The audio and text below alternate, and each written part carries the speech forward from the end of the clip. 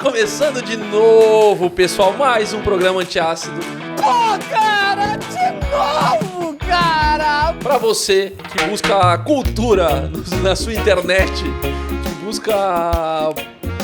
Porra, Dário, para de rir, viado. Não ri.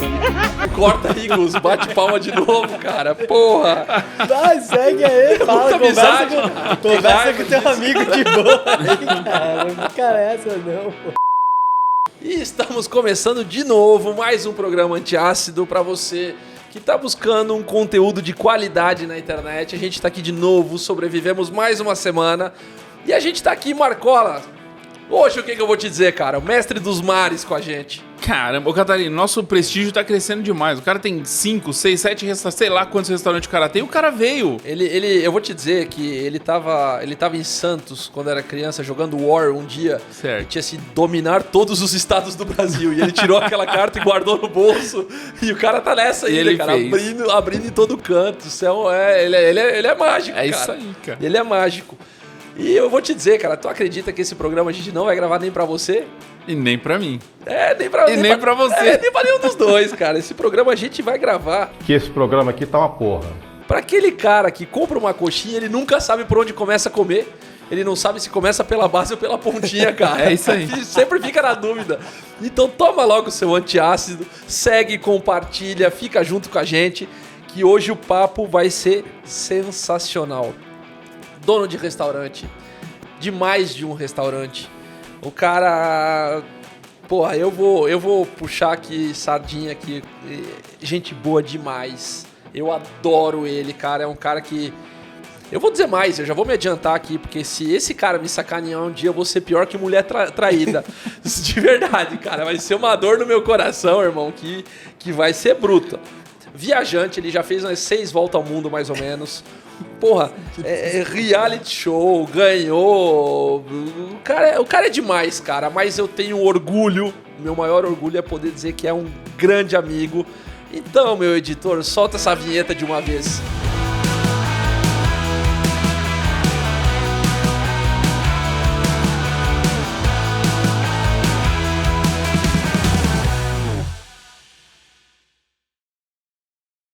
Senhoras e senhores, nada mais, nada menos que Dário Costa.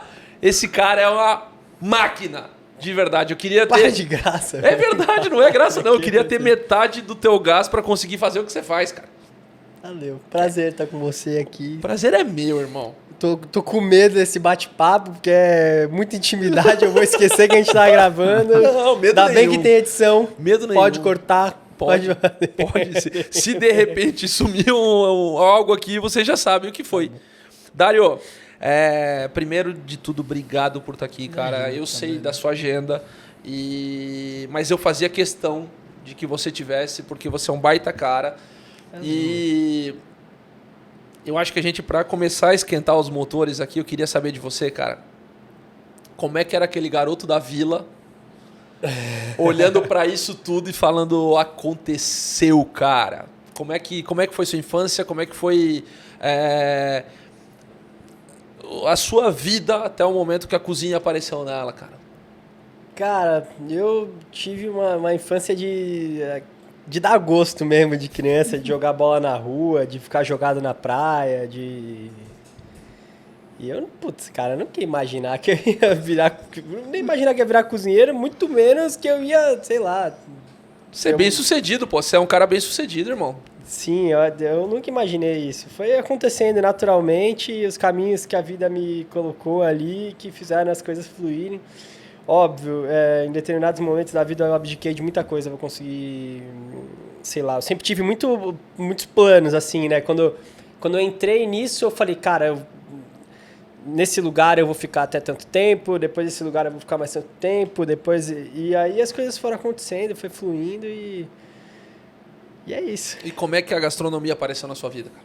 Foi muito louco, foi de bobeira, assim, meu pai tinha acabado de falecer aqui no Brasil, eu tava meio que pirando, assim, né, porque eu tinha meu pai como aquela imagem de herói, meu pai pegava onda, era mergulhador, era tipo... temido ali na comunidade que eu morava e tal, e de repente eu não tinha mais meu pai faleceu, e eu comecei a pirar assim, E aí eu, cara, fiz um trabalho nada a ver com moda, ganhei um cachê que eu nunca vi na minha vida e peguei esse dinheiro, todo esse dinheiro, pô, minha família, cara, graças a Deus nunca faltou nada, sempre deram tudo, mas minha família era muito simples mesmo. A gente nunca passou fome, mas a nossa família era Também muito nunca simples. sobrou, Mas nunca sobrou, exato. Minha família não tinha dinheiro para me dar, sei lá, para me bancar para ir fazer, para morar fora, entendeu? E aí eu peguei todo esse cachê desse trabalho e fui para Nova Zelândia, tinha acabado de fazer 19 anos. Fui para Nova Zelândia, acabei numa pia de louça. E nessa mesma pia de louça que eu comecei, eu virei cozinheiro do restaurante. E aí não parei mais. Mas eu costumo dizer, cara, sinceridade máxima, assim, eu encontrei, até esse momento, esse Dário de 19 anos de idade, eu encontrei na minha profissão uma maneira que eu tinha para conseguir viajar e conhecer os lugares que eu queria conhecer, basicamente para pegar onda, cara. Eu sempre tive essa parada de gostar de pegar onda desde novo, assim, para os meus amigos, família, o lugar onde eu morava e etc. Então, assim, eu sempre tive esse lance. E aí a profissão foi uma... Cara, eu falei, um meio. Eu falei, cara, eu consigo ir pra qualquer lugar, porque restaurante tem em qualquer lugar e mão de obra pra restaurante é um negócio que não é tão simples. Então, eu meio que percebi ali que eu conseguia ser relativamente rápido, organizado. Minhas costas ainda eram boas, eu conseguia ficar bastante tempo em pé. E falei, cara, eu consigo arrumar emprego em qualquer lugar que eu for. E esse foi o meu gancho, assim, na profissão. E por assim seguiu por uns 7 anos. Acho que foi isso. Idas e vindas ao redor do mundo, surf e cozinha. E aí, só que chegou um determinado momento que eu comecei a me sentir mal de ser da minha profissão não ser, sabe, um amor, de não ser... Assim, não de não ser um amor, cara. Na verdade, eu não tava vendo perspectiva. Eu tava me vendo sendo cozinheiro ou chefe de algum restaurante desses dos lugares que eu ia e tudo mais. E eu não me inteirava muito no nosso mundo, no nosso meio. Se tu me perguntasse naquela época, eu não sabia quem eram os chefes mais importantes do mundo, sabe? Eu não sabia mesmo. E aí eu comecei a me preocupar com isso, em evoluir profissionalmente. E aí eu juntei dinheiro e fui pro velho mundo. Eu percebi que o que todos os chefes que tinham reconhecimento tinham em comum era a experiência no velho mundo. Aí eu falei, cara, vou pro velho mundo, aí eu fui pra Itália. E aí, se eu posso dizer que se existe um antes e depois na minha vida, muita gente fala, nossa, sua vida mudou depois que você participou do reality lá. Não, cara, minha vida mudou depois que eu fui pra Itália. Depois que eu vi tudo aquilo, eu vi a paixão dos italianos pelo produto, eu vi o quanto eles defendiam com unhas e dentes aquilo. Aquilo me encantou. Teve um restaurante que eu trabalhei que chamava 21.9. O nome do chefe era Flávio Costa. Tinha uma estrela Michelin e era super legal, assim. Que demais. A mãe do chefe, que fazia as massas na mão, todos os dias ela ia lá. E aí, sempre um pouquinho antes de começar o serviço, a gente criar aquele jantar de 6 horas da tarde de cozinheira, né? A gente sentava ali, ela basicamente jantava pra ir pra casa e a gente fazia o serviço. E aí a gente tava falando de carne, né? Era um papo de carne e tudo mais. E ela era super bruta comigo, assim, né? Não sei se é porque eu era brasileiro, meio moreninho, não sei e tal. Ela era super grosseira comigo. A gente tava falando de carne e tal, e aí eu falei, cara, no Brasil, eles estavam falando do Vitello Piemontês, que eu particularmente... Pode falar palavrão? Pode falar o que você quiser. Particularmente eu acho uma merda. Assim. E eu falei, cara, no Brasil a gente tem uma raça que é o Nelore, que não é muito bem tratado, mas, meu, é muito gostosa. Que se é bem cuidado, Aí a coroa lá falou assim, quero lá porra de saber de Nelore, eu tenho o Vitello Piemontês aqui, que como eu disse, eu acho uma merda. E esse foi um dos exemplos de situações que ocorreram, assim, nesse meu tempo lá, tipo assim, eles não querem saber o que tem no resto. Não quero saber. Se falar que, meu irmão, no Egito tem um azeite que é Do ganso produzido manco. dentro da pirâmide e o cara não quer saber. Pra ele, o O azeite italiano- da Ligúria é o melhor azeite do mundo e vai ficar por isso mesmo. Então eu tive vários exemplos de valorização do produto e isso foi o que me encantou na profissão. E aí, a partir da Itália, eu virei um entusiasta, eu virei um apaixonado pela minha profissão. Caraca, cara, que bonito, né? Bicho, que bonito. E Dário, vou puxar É chata. um assunto que você falou. A perda do seu herói te fez mais forte, cara? Eu tive muitas perdas na minha vida, assim, sabe, já. Na verdade, assim, eu já perdi meu pai e meu irmão. E de maneiras, assim, tipo, meio que repentinas.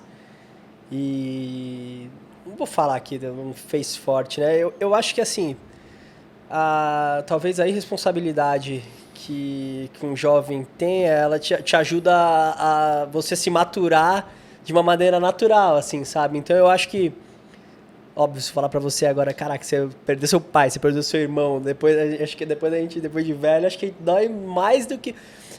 Óbvio, doeu, mas eu acho que foi um negócio meio mais chocante e sei lá, eu me movimentei rápido e as coisas começaram a acontecer assim. Eu acho que sim, fez forte, mas é como se a inconsequência da idade me blindasse um pouco e óbvio que doeu pra caralho. Claro, Sinto não, essa falta. isso sem dúvida, mas Até hoje, mas mas tinha necessidade do pós já também, da vida andar. Sim, eu sinto falta e penso de coisas que eu gostaria de ter feito com eles até hoje. Eu acho que eu desconto isso no meu filho de um jeito que... Assim, acho que até passo da conta de quantidade de coisa legal que eu coloco ele pra fazer. Mas e ele é tudo um mais. baita cara, ele tá se tornando um baita Sim. cara, assim, é muito legal isso, essa relação de vocês, cara. Sim. Isso é muito legal. Eu queria que a gente começou falando um pouquinho de Santos, da tua carreira e tal, porque eu queria chegar exatamente nesse ponto, cara, que pra mim é uma das grandes mágicas do Dário Costa, como profissional, como CPF, como pessoa. E eu queria que tu contasse, cara, a formatação dos teus restaurantes, porque eu sei que você levou muita gente, cara, que você abriu muita porta pra muita gente. Então, pô, sinta-se à vontade de nomear essa galera que você levou junto, cara, porque eu acho que é um mérito seu e deles, cara, também, sabe? Sim, Então, sim. eu queria que tu contasse um pouquinho essa história, cara. Cara, tudo começou com uma D, que era um sonho, né? Tipo, eu já falava, desde que eu comecei na profissão, que quando eu fizesse 30 anos, eu queria ter meu restaurante. Até os 30 anos eu preciso ter meu restaurante. Você abriu ano passado, né? Com eu, 30. eu abri com 30 anos. Mas não foi ano passado. Não foi ano passado, já vamos fazer 7 anos daqui a pouco. Assim. Não queria entregar. Assim. E aí o Madê teve o começo dele ali, cara, que foi um boom, assim, porque eu tinha acabado de aparecer na televisão, e aí atraiu gente pra caramba. Só que antes de eu abrir o Madê, eu tinha considerado, apesar de tantos anos da minha profissão ter vindo tantos anos antes, eu tinha considerado que minha escola tinha sido os lugares os restaurantes que eu passei na Itália, que fine dining e toda aquela formalidade. Nunca tive a pretensão, eu gosto de deixar muito claro, nunca tive a pretensão de ter um restaurante chique, assim, de ter menu degustação, essas coisas. Pelo contrário, eu sempre me preocupei muito em democratizar muito o restaurante. Sim. Só que aí, cara, uma cidade igual Santos, que é uma cidade conservadora pra caramba, eu abri um restaurante que, só tinha gente jovem trabalhando. Cozinha aberta, não tinha um vidro, não tinha nada. Cozinha totalmente integrada ali, o cara tava comendo aqui, o cara tá cozinhando do seu lado. Silêncio trabalhando, o cara da sala te dando um monte de detalhes sobre o prato. Então o começo do Madê foi muito difícil. Teve aquele boom, né, que bombou, todo mundo queria provar e tudo mais. E aí depois começou a galera meter o pau, fala que era chique, que não sei o quê. Tinha gente que reclamava até porque achava barato. Era só por reclamar, vamos, era só... Era só pra reclamar. E aí, cara, foi fluindo, as coisas foram acontecendo. E o começo do Madê, eu não vou mentir, assim, o primeiro ano do Madê, eu fui meio bitolado, assim. Eu meio que interagir. Assim, eu lidei com aquela situação como se fosse assim, cara, essa é a chance da minha vida, eu vou fazer o melhor trabalho possível. E todo mundo que participou desse momento sabe o quanto foi louco o negócio. Eu não voltava pra casa, eu dormia no sofá do restaurante, um sofazinho que era, tipo, minúsculo, Mais assim. estreito que essa Mais estreito que isso aqui. Era exatamente isso aqui, eu dormia lá, porque eu mesmo escolhia todos os peixes, levava no meu carro pra lá, a gente manipulava tudo no andar de cima, só que a gente não tinha nenhum espaço para conseguir só tirar a barriga e deixar o peixe meio que... A gente precisava, filetar, porcionar tudo que era servido inteiro, já deixar como tinha que ser e minimizar volume, justamente para a gente poder dar caminho para as coisas e seguir a semana. Eu pegava o peixe na descarga da segunda-feira e tinha a semana inteira. Então, cara, ficava até tarde fazendo isso, aí não voltava para casa. E eu confesso que eu não fui o melhor líder possível naquela época, porque, cara, às vezes a gente foi com o tempo que eu aprendi a entender, a olhar mais pelo lado das pessoas e entenderem que, cara, aquele era o meu sonho, talvez não é o sonho dele. Uhum. Eu tô querendo dar o máximo e me entregar, eu me entreguei pra caramba pelo sonho dos outros lá atrás e talvez eu não queira, talvez ele não esteja a fim de se entregar pro meu sonho, então eu demorei muito pra entender, então eu cobrava muito a galera, cara. Assim, nunca bati em ninguém, nunca xinguei ninguém, mas eu era meio bitolado, assim. Não, e outra, e pelo momento também você tinha suas inseguranças, você tinha suas coisas, pô, não podia dar errado, cara, era a chance da vida. Eu acho que tem também o seu lado aqui que a gente tem que entender de falar, pô, era outro momento do Dário Costa na vida também, né, cara? Eu acho que tem tudo isso que junta... Sim, e como eu disse, eu acho que eu não fui o melhor líder possível nessa época, mas muitas das pessoas que estavam comigo naquela época estão comigo até hoje. E cara, aí foi fluindo. E aí eu acho que depois que eu tive... Depois de um ano de Madeira, assim, que eu comecei a perceber que eu não estava mais me divertindo, que eu não estava curtindo, praticamente não estava surfando, não estava fazendo exercício físico. Eu estava vivendo só o restaurante, não estava curtindo meu filho, eu estava vivendo o restaurante. E não estava vendo um resultado expressivo, eu falei, cara, eu vou relaxar. E aí, quando eu relaxei, as coisas mudaram, assim, tipo, foi uma virada de chave, o público começou a entender, a galera começou a valorizar, eu tive eu mudava muito o cardápio, mudo até hoje, mas eu tive várias readequações, né? Porque eu buscava muito que fosse democrático. Então eu queria servir o peixe inteiro pro cara ter que ir lá trabalhar com a espinha, entendeu? Pro cara fazer isso. E depois eu comecei a entender que talvez pela arquitetura, pelo bairro que o Madeira e tudo mais, eu não iria conseguir fazer isso. Mas eu não sabia como. E aí veio o Paru. E aí foi quando... É meio que como se eu tivesse aquela vontade de ter um restaurante democrático, só que a pessoa nunca iria sair da praia e iria pro Madê.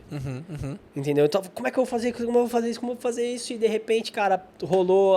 fiquei sabendo que ia rolar uma licitação para um restaurante no novo mercado de Peixe de Santos, que ia ser reformulado. Eu fui lá, me inscrevi, tipo, com um monte de gente grande, assim, e eu ganhei, tipo, a licitação por coisa de R$100 de diferença, assim. Caraca, não acredito. Foi bizarro. Não, e o Paru é um fenômeno, né, irmão? O Paru é aquilo lá. Quem não foi, pessoal, por favor, vai em Santos. Vai no Madê, que é uma experiência sensacional. Eu posso dizer porque eu fui lá comer e realmente é sensacional. Agora, o Paru, cara... É que todo cozinheiro fala a mesma coisa. Todo cozinheiro fala a mesma coisa. Eu acho que é o grande sonho do cozinheiro é aquela formatação ali, cara, que é um negócio sensacional. Sim, porque... E assim, aí... Cara, eu ganhei a licitação e aí não tinha como eu ser chique dentro do mercado de peixe de Santos. Assim, ia ter cheiro de peixe, ia ter gritaria de mercado. E aí eu falei, cara, eu vou vestir a carapuça legal desse informal. O cara não vai ter escolha, ele vai ter que vir pós-praia, pós-exercício físico, ele vai ter que vir nessa pegada. E eu vou fazer um restaurante de peixes e frutos do mar, de autosserviço, pro cara... Vai vir o cara, desde o cara que quer comer uma bandeja de ostra nativa tomando espumante, e o cara que vai lá e vai comer uma croquetinha de peixe e tomar um chopp, entendeu? Sim. E basicamente esse é o Paru, né? E quando eu tive esse momento do Paru, que é puta, foi um estouro, assim, é um restaurante que bomba muito por conta dessa informalidade, por conta dessa pegada. É dentro de um ponto turístico da Sim. cidade, que o mercado de peixe não deixa de ser, Sim. né? Sempre foi, é super tradicional o mercado de peixe de Santos.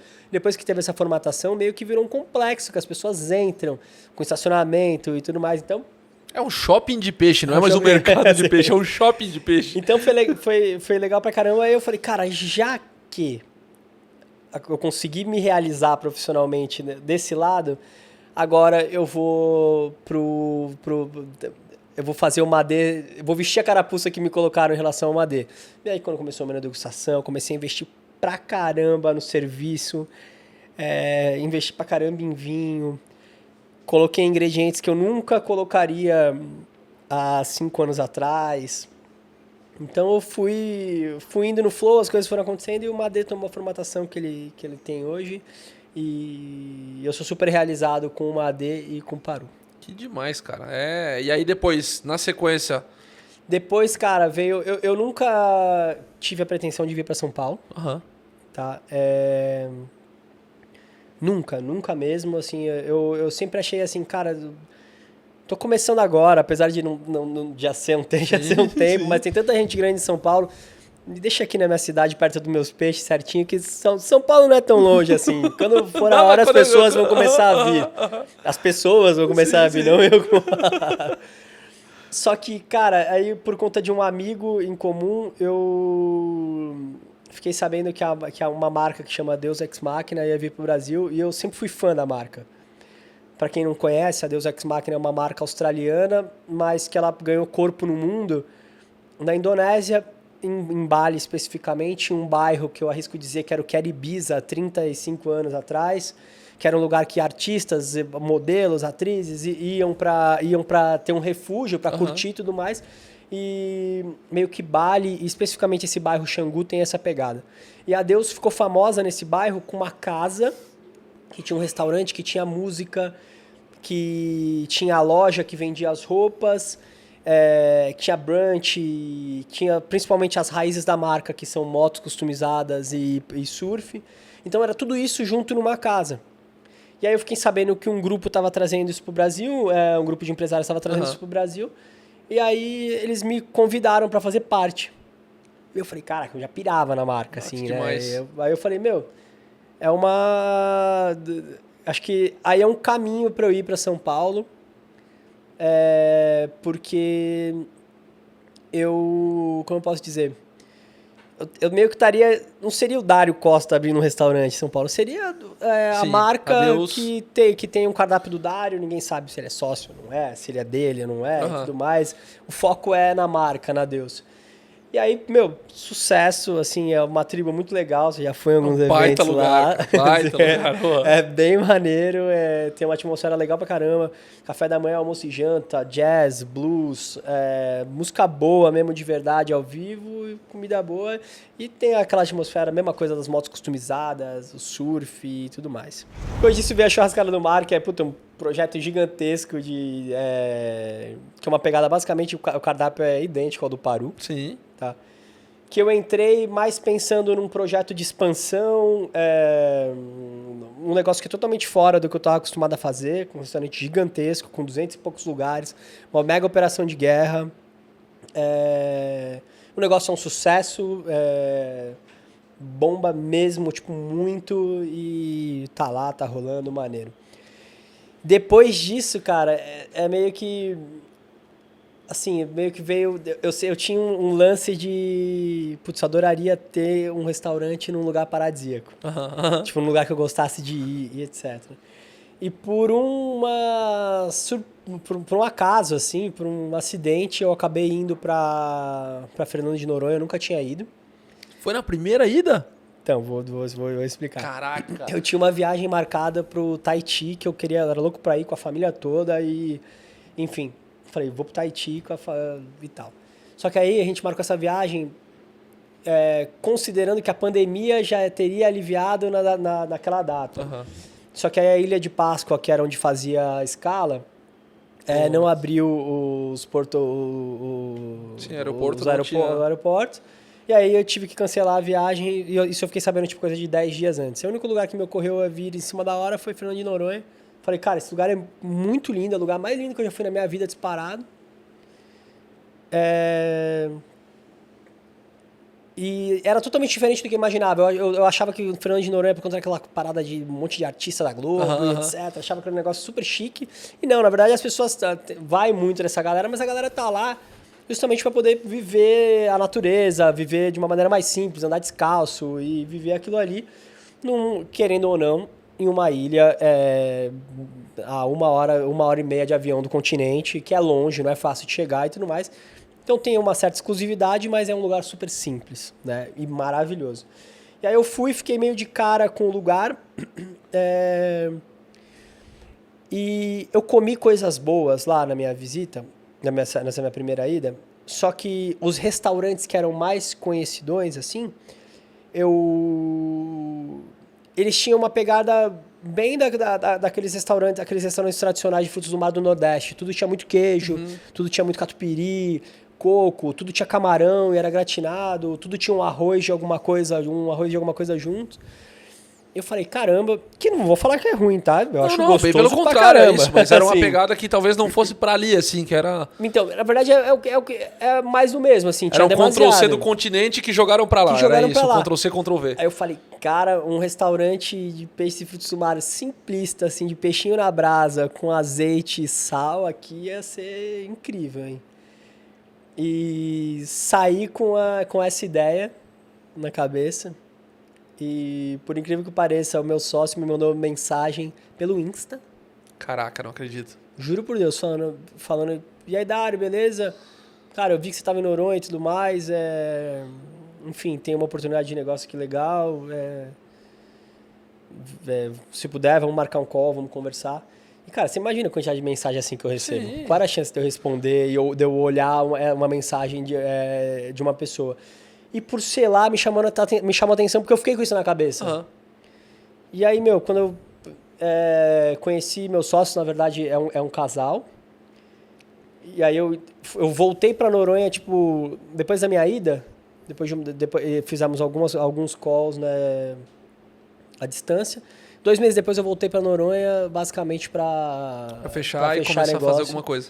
E, na verdade, eu fui conhecer a estrutura dele. Obviamente, como eu conhecia já meio que uma galera lá de Noronha, tem uma parada forte com surf também. Eu conhecia muita galera do surf por conta a galera, meio a comunidade do surf é meio que todo mundo se conhece, né?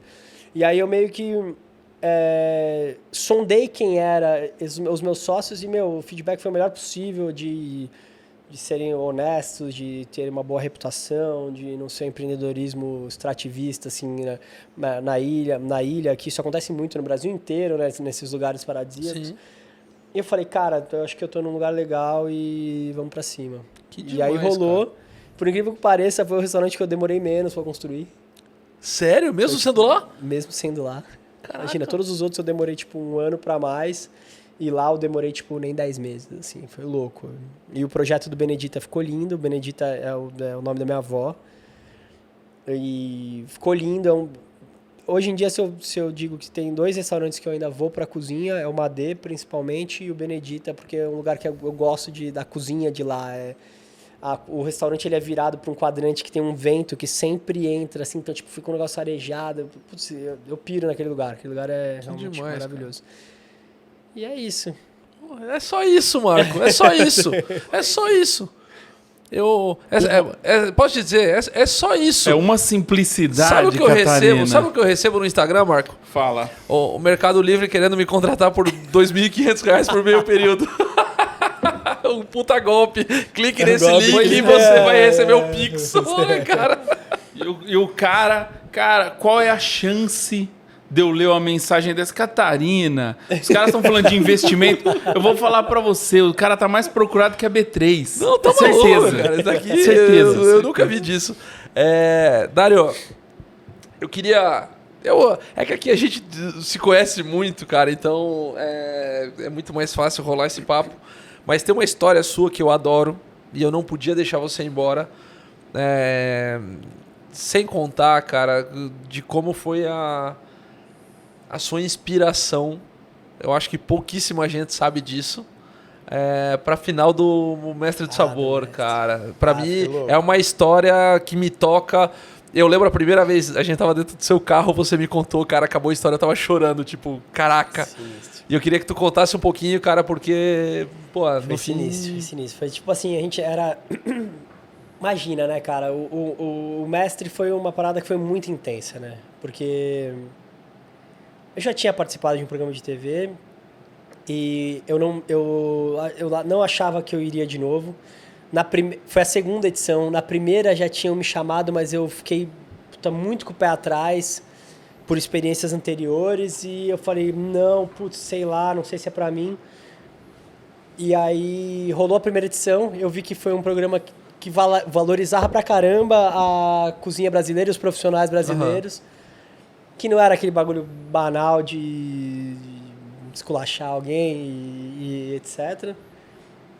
Tanto que eu acho que por isso que não deu certo até. Mas enfim, depois que rolou o primeiro, eu vi que era legal e falei, meu, eu participaria. E aí me chamaram e eu tava com o Paru prestes a abrir a porta. Eu falei, meu, eu preciso dessa propaganda, né? Eu preciso dessa janela para as pessoas verem, porque eu preciso trazer gente para um restaurante que vai ser maior, Claro. e etc. Falei, vambora. E aí, cara, a gente chegou, fizemos os testes lá primeiro e tudo mais, aí chamaram, a gente chegou pra gravação. A gente gravou um dia, começou um papo de um vírus, que não sei o quê. Caraca, né? e lá era confinado, né? Ia pro Na hotel. verdade, não. Não? Era um hotel. Ah, tá. Você No saía, hotel. ia pro hotel e Ia pronto. pro hotel, ia pro hotel. Beleza. E aí começou, aí deu um dia de gravação, deu 2 dias de gravação, começou tudo aquilo a acontecer. E aí, cara, depois acho que eram 3, 4 dias de gravações, e meu, o bicho tá pegando lá fora. A gente vendo as notícias, assim. E... Só que, cara, a gente tava vivendo um universo paralelo lá dentro. Porque era todo mundo naquela pegada. Então, o desenrolar da pandemia, vamos falar que ele aconteceu, esse desenrolar aí em 15 dias. Do tipo, eu acho que isso daí não é nada. Nossa, tá acontecendo alguma coisa. Desculpa. Eu acho que tá acontecendo alguma coisa. Meu, o bicho tá pegando. Foi no desenrolar das provas. E eu, cara, a galera os amigos que a gente tem em comum, que participaram juntos, sabem que, tipo... Eu era nóia, cara. Eu ficava o tempo inteiro com o livro lembrando de referência, sabe? Tipo, com a cara no livro desesperada, assim. E a galera saía pra beber depois, bebia no hotel, meu, não ficava dentro do quarto. E aí depois, tipo, começou a desenrolar isso nessa pandemia, foi começando o bicho pegar mesmo. Eu deixei de ser aquele cara que ficava no livro estudando e comecei a ficar no telefone com o meu time desesperado, porque eu ia ter que fechar a casa. Cara? Eu tava com uma equipe inteira contratada pro Paru. Eita, não tava aberto ainda. Não tá aberto. Assim, tinha acabado de contratar. E a equipe inteira do Madê. Entendeu? Tipo, eu deixei de ser aquele cara que estava focado, estudando, pensando nas possibilidades que poderia acontecer nas provas. E comecei a ser aquele cara que, meu, ficava no telefone conversando com a galera pra tentar resolver, pensar, ver o que vai fazer. E, meu, delivery. Caralho, como é que eu vou fazer uma D no delivery? Sim. E isso aconteceu, né? Quando chegou nesse ponto, já estava meio que na fase final, assim, sabe? Especificamente na semifinal. E aí eu lembro que até no programa eu me emocionei dando entrevista depois, e obviamente acho que a Globo não colocou o contexto geral, porque acho que não poderia falar disso, não sei se é porque... Enfim, e eu me emocionei porque, tipo assim, o mundo tava acabando lá dentro e a gente tava ali focado naquilo, né? E, bom, e aí eu passei na semifinal e fui pra final. E a final ia acontecer, tipo, 3 meses depois. Caraca. Só que, cara, quando eu acabou a sair da semifinal e fui pra minha casa, brother. Tipo assim, foi coisa de ser um dos últimos voos que tinha do Rio de Janeiro, do Rio de Janeiro pra São Paulo. E, irmão, eu cheguei, daí um carro me deixou na minha casa. E assim, meio que, não lembro se eu cheguei de noite, que eu não consegui ver muita coisa, mas eu cheguei na minha casa com a minha família e tudo mais. Aí eu saí pra ir pro Madê no dia seguinte. Tipo, de manhã cedo, assim. Mano, eu lembro de cada detalhe, assim, de eu saindo de casa e o semáforo rodando, parecendo faroeste, assim, tipo, vermelho, amarelo e verde, e não passando nenhum carro, a cidade vazia, mas sem ninguém, pouquíssimos veículos, a balsa indo sozinha pra Santos. Caraca. Foi tipo assim, cara, filme mesmo. E aí você imagina que nesse decorrer desse tempo todo, né, foi desenrolar de delivery e, cara, várias restrições que favoreciam uns e ferravam outros. Cara, foi assim, um turbilhão de emoções dentro desses 3 meses, não lembro se foram 3 meses. E eu lá dentro do restaurante fechado, fazendo delivery, a gente fez uma pizza. A gente tinha acabado de... Eu sempre quis ter um forno a lenha no restaurante.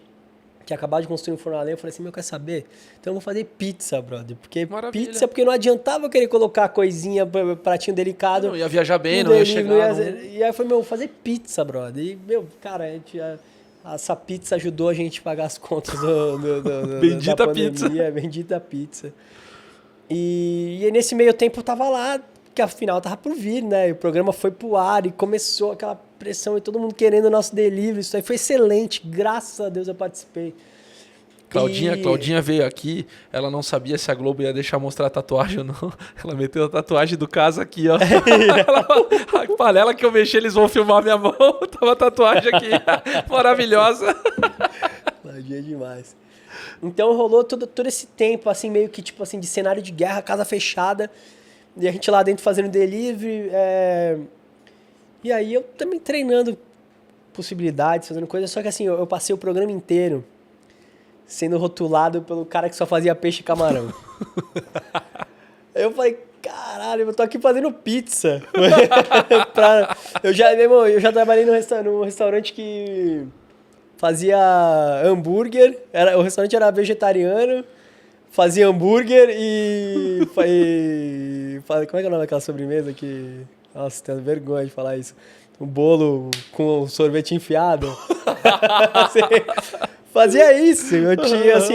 Petit gâteau com... Eu tive um momento de necessidade da minha vida, cara, que foi basicamente quando meu filho nasceu, que eu abraçava qualquer coisa. E eu botava a cabeça no travesseiro e dormia pensando, caraca, eu já trabalhei no melhor restaurante de frutos do mar da Itália e tô fazendo isso, assim, era terrível.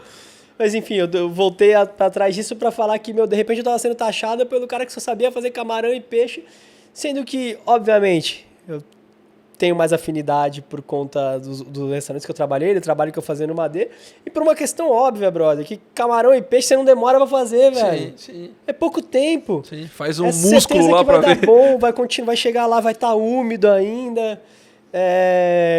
Cara, então não tinha por que eu fugir do que eu sabia fazer. Só que eu fiquei com essa porcaria na minha cabeça o tempo inteiro com a galera falando, esse cara só vai fazer, o cara vai ganhar fazendo peixe e camarão, fazendo peixe e camarão. Aí eu falei, vou fazer carne. Fiquei o negócio o tempo inteiro falando, vou fazer carne. Aí beleza, chegou a época de ir pra final. Eu lembro que a gente foi, tipo, coisa de uns 5 dias antes, pra ficar confinado. Era um momento bem crítico ainda. Mas já tava começando a ter algumas flexibilizações. A gente tava confinadaço. E aí, eu sou ansioso pra caralho, assim, velho. Eu sou elétrico, eu quero me movimentar.